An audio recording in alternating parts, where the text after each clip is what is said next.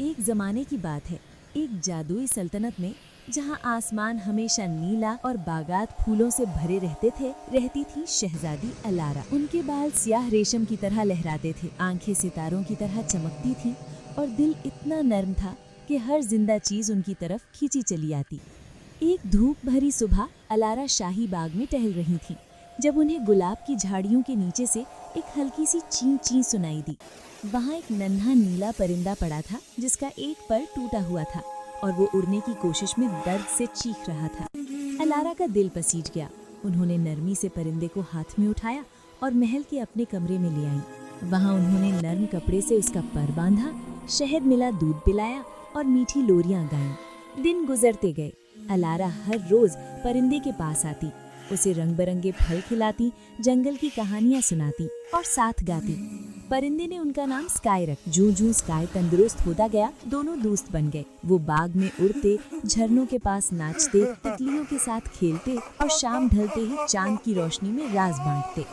ALARA की हंसी महल की दीवारों से टकराकर गूंजती और सल्तनत के लोग कहते कि शहजादी पहले से भी ज्यादा खूबसूरत हो गई हैं।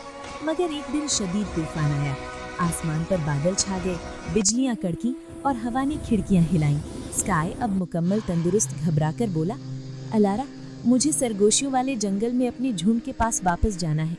वो मुझे ढूंढ रहे होंगे। अलारा की आंखें नम हो गई, मगर उन्हें पता था कि मोहब्बत का मतलब जंजीरें नहीं, पर देना है। उन्होंने खिड़की खोल दी और मुस्कुराकर कहा, जा स्काई, आसमान तुम्हारा है, मगर याद रखना मेरा दिल हमेशा तुम्हारे साथ उड़ेगा। स्काई ने अलारा के हाथ पर आखिरी बार चोंचों की, आसमान में चक्कर काटा और दूर सितारों की तरफ उड़ गया। अगली सुबह सूरज निकलते ही अलारा की बालकनी पर सैकड़ों नीले परिंदे आए।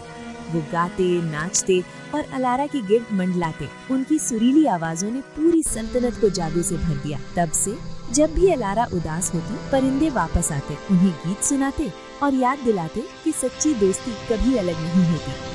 और यूं शहजादी अलारा खुशो-खुर्रम जिंदगी गुजारे, ये जानते हुए कि मेहरबानी और मोहब्बत का जादू दुनिया के किसी भी ताबीज से ज्यादा ताकतवर होता है।